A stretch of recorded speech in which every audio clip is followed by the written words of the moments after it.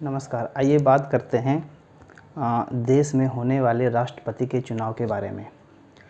सबसे पहले हम ये देखते हैं कि राष्ट्रपति का चुनाव कैसे होता है, कौन कराता है और कितने राष्ट्रपति अभी तक हुए हैं।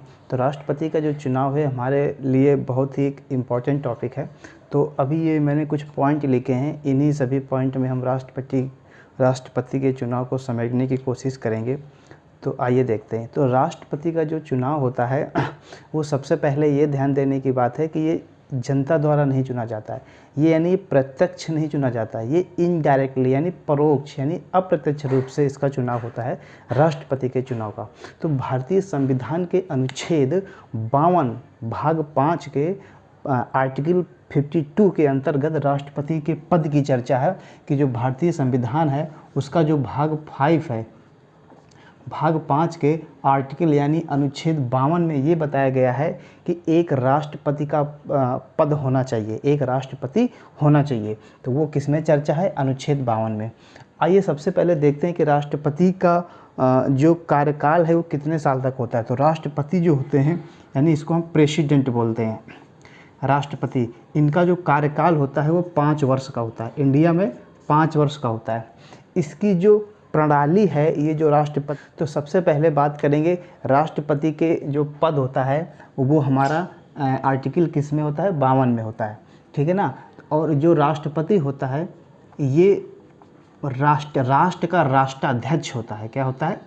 राष्ट्राध्यक्ष होता है, ठीक है। इंडिया में क्या होता है? राष्ट्र का अध्यक्ष यानी राष्ट्राध्यक्ष होता है।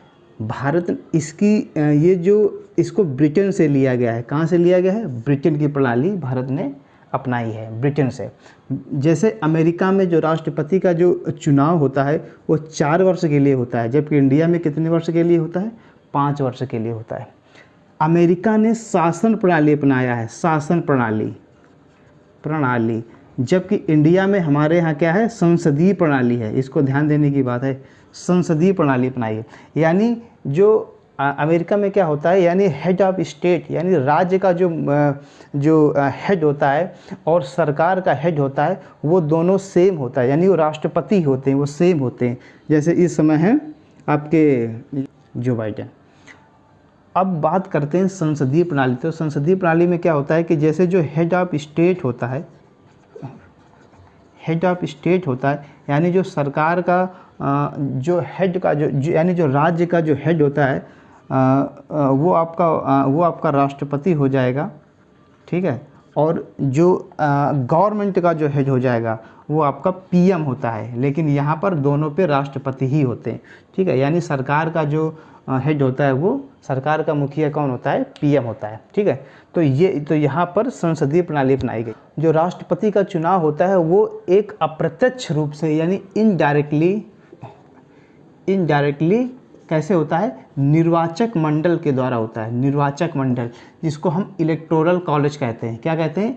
इलेक्टोरल कॉलेज, ठीक है। राष्ट्रपति का जो चुनाव होता है इंडिया में वो इलेक्टोरल कॉलेज के अंदर होता है। यानी इसका जो चुनाव होता है वो चुनाव आयोग ही कराता है, बट कैसे होता है? एक निर्वाचक मंडल के थ्रू होता है। निर्वाचक मंडल में कौन कौन से होते हैं यानी हम कैसे चुनते हैं, वोटर कौन कौन से होते हैं।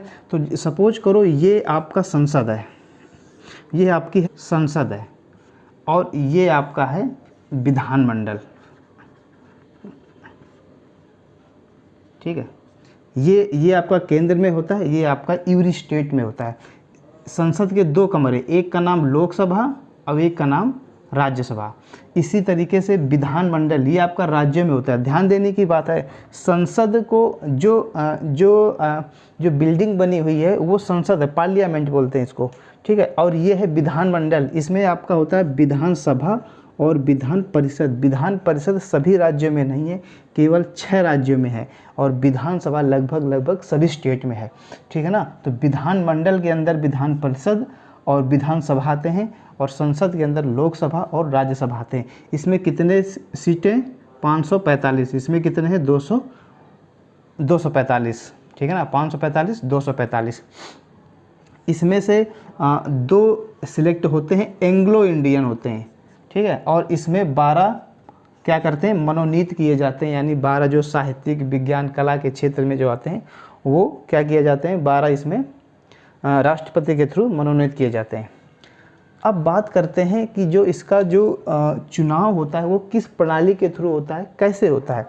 तो ध्यान से देखो, इसमें अभी जो हमारे निर्वाचक जो सांसद होते हैं, जैसे सपोज करो जनता ने चुन के भेजा किसको, विधायक या सांसद को, ठीक है, विधायक या सांसद को, संसद के अंदर रहने वाले को सांसद बोला जाता है, सांसद को, और ये सांसद या विधायक चुनेंगे राष्ट्रपति को, राष्ट्रपति को। यानी हम डायरेक्टली नहीं चुन रहे हैं, ये चुन रहे हैं, हमारे चुने हुए प्रतिनिधि ही राष्ट्रपति को क्या करते हैं, चुनते हैं। यानी हमारे, यानी वोट ये लोग डालेंगे, ना कि हम लोग डालेंगे। तो ये इनके लिए हो गया डायरेक्ट, और ये हमारे लिए क्या हो गया, इनडायरेक्ट। तो अब बात ये करते हैं कि जैसे हमारे यहाँ सपोज करो कि 500, जैसे मैंने कहा 545, 245। अब जैसे इतने सांसद हैं, आपने देखा होगा प्रधानमंत्री राष्ट्रपति जी 10 लाख वोटों से जीते, 5 लाख वोटों से जीते। तो ये लाखों वोटों से कैसे जीत जाते हैं, इसके लिए इसका एक फार्मूला समझिए। जो विधायक होते हैं और जो सांसद होते हैं उनका एक फार्मूला होता है, यानी MLA, member of legislative assembly, जिसे हम विधायक कहते हैं।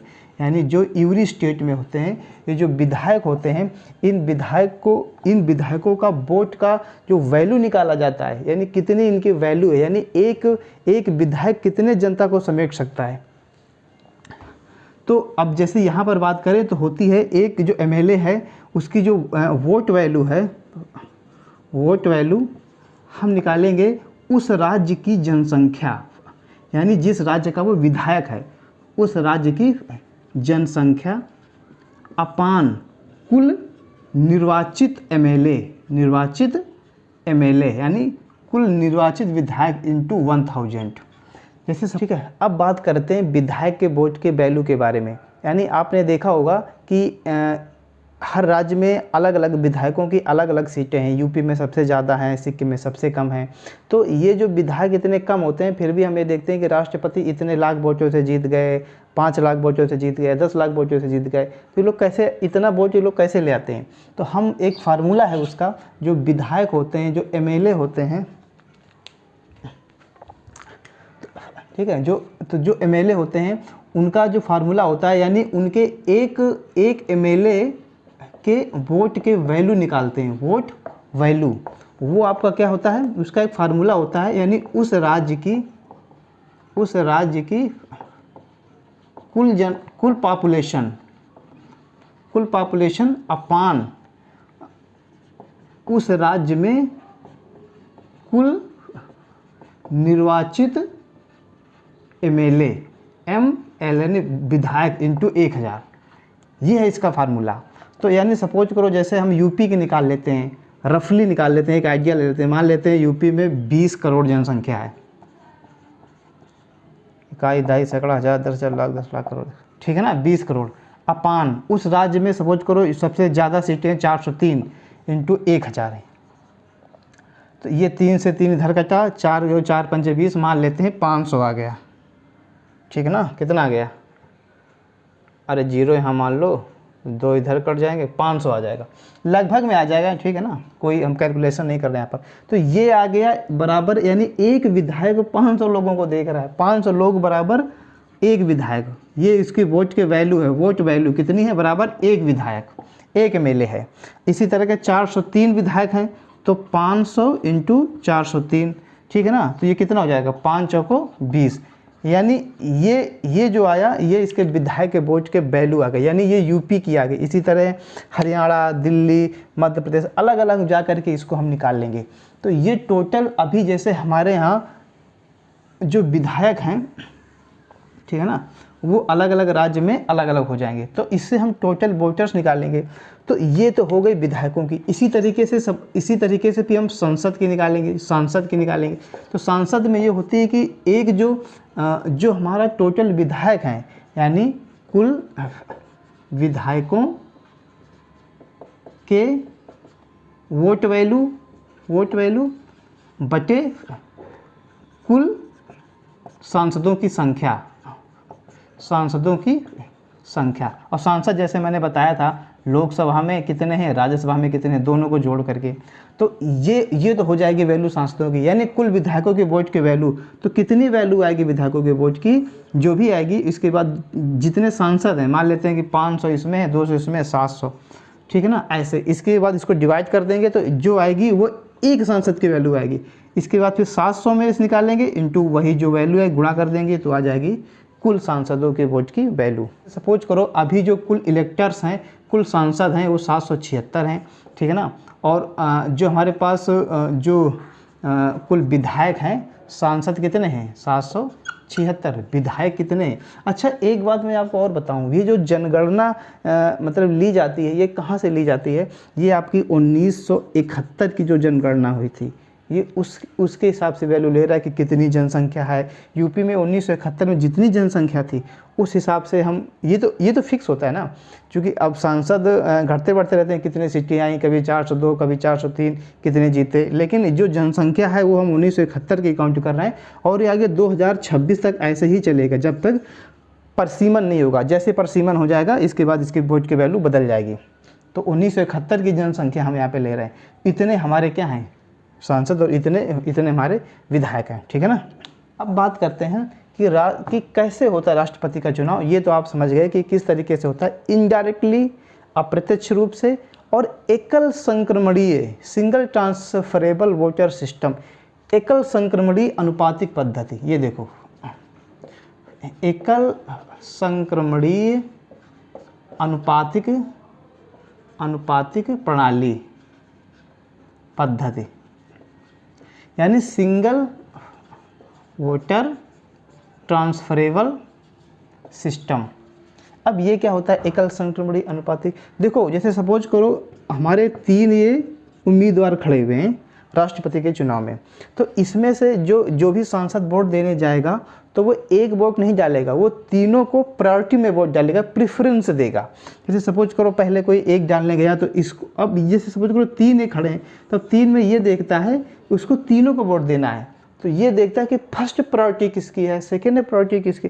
मान लेते हैं उसको बी वाला पहले पसंद है, वो सोचता है कि पहले बी बने, फिर वो जानता है कि सी बने, फिर वो बोल रहा है कि ए बने। तो पहले उसको ये प्रायोरिटी दे दी, फिर इसको प्रायोरिटी दे दी, फिर इसको प्रायोरिटी दी। दूसरा आया, दूसरे मान लेते हैं बोल देता है कि पहले ये बने, फिर ये बने, फिर ये बने। इसके बाद इसने ऐसे बोल दिया ये बने, ठीक है ना। तो ये इसके बाद फिर मान लो और कोई आया तो ये बोल दिया पहले ये बने, फिर ये बने, ठीक है। तो ये जो सिस्टम है, अब यहाँ से हम देख लेते हैं कि सबसे पहली प्रायोरिटी किसको मिली है। अब जैसे सपोज करो कि इसमें देखते हैं सबसे फर्स्ट प्रायोरिटी इसमें 1 बार है, इसमें फर्स्ट प्रायोरिटी कितनी है 2 बार है, इसमें कितनी है 0 बार है, तो ये हमारा जीत गया, ठीक है ना। तो बी वाला क्या हो गया, जीत गया, क्योंकि ये अब इसकी मतलब 2 लोग ऐसे हैं जो बी को ज़्यादा पसंद कर रहे हैं, और 1 लोग ऐसे हैं मतलब जो फर्स्ट प्रायोरिटी में जो 1 लोग पसंद कर रहे हैं। अगर इसमें से काउंटिंग नहीं होती है तो हम दूसरी वाली निकालते हैं, कभी कभी ये फेल भी हो जाता है। तो मतलब 2 सेकेंडरी प्रायोरिटी किसकी ऐसी, इसकी 1 है, इसकी 2 है, फिर जब इसमें नहीं निकलेगा तो हम थर्ड में निकालते हैं। तो इसके बाद में ये तो हो गया अनुपातिक प्रणाली, मतलब अनुपात के रूप में हम वोट देते हैं। और एक बात होता है कि एकल संक्रमणीय सिंगल वोटर, इसके बाद जो जीत जाता है, जो मतलब बाहर हो जाता है, जैसे फर्स्ट राउंड में ये बाहर हो गया तो इसके जितने वोट होंगे दोनों में आधे आधे बांट दिए जाएंगे, इसीलिए कुल वोटर की जो संख्या जाती है वो ज़्यादा, वो लाखों में पहुंच जाती है। तो यहाँ पर आपको ये ध्यान देने की बात है, इसमें कंफ्यूज नहीं होना है। अनुपातिक प्रणाली आप समझ गए, अनुपात के रूप में वोट देना है। और एकल संक्रमणीय ये होता है कि जैसे जिस राउंड में बाहर होता जाता है उसके वोट को हम बेकार नहीं जाने देते हैं, उसके वोट को निकाल करके जो बचते हैं उसमें से सभी में आधा आधा डिवाइड कर देते हैं। ये होता है एकल संक्रमणीय अनुपातिक पद्धति। तो ये हो गया राष्ट्रपति के चुनाव का एकल संक्रमणीय अनुपातिक पद्धति, ठीक है ना। अब कौन चुनता है देश को राष्ट्रपति, हमारा इसके बाद क्वेश्चन ये है कि, तो अभी जैसे मैंने आप बताया कि राष्ट्रपति का जो चुनाव होता है वो जनता नहीं चुनती है, ठीक है। कौन चुनती है, हमारे चुने हुए प्रतिनिधि चुनते हैं, प्रतिनिधि, ठीक है, चुने हुए प्रतिनिधि चुनते हैं। कैसे होती है वोटिंग, मैंने आपको बता ही दिया। कौन बन सकता है राष्ट्रपति, ये देखिए, राष्ट्रपति वो बन सकता है, देखो राष्ट्रपति बनने के लिए 35 वर्ष की तो उम्र होनी चाहिए, और वो लोकसभा लोकसभा का जो चुनाव होता है उसको लड़ने की वो योग्यता, एलिजिबिलिटी रखता हो, ठीक है ना। किसी भी राज्य के वोटर लिस्ट में उसका नाम होना चाहिए, किसी भी लाभ के पद पर नहीं होना चाहिए, ये सब चीज़ें हैं, ठीक है ना। जीतने के लिए कितने वोट चाहिए, जैसे मैंने आपको बता दिया, आधे से एक अधिक, जितने टोटल वोट निकल करके आएंगे उसमें 2 से भाग दे दो प्लस 1 जोड़ दो, ठीक है ना, यानी आधे से एक अधिक चाहिए, ठीक है। का जो चुनाव होता है, ठीक है ना, वो बैलेट पेपर से होता है। कैसे होता है? बैलेट पेपर से होता है, बैलेट पेपर से। बैलेट पेपर में क्या, जो सांसद होते हैं, ठीक है, उनको हरे रंग का पेपर दिया जाता है, और जो विधायक होते हैं उनको गुलाबी कलर का यानी पिंक कलर का उनको दिया जाता है। इसमें से जो इंक होता है, जो पेन होता है, ठीक है, वो एक ही कलर का होता है, एक ही कलर का होता है, ठीक है ना।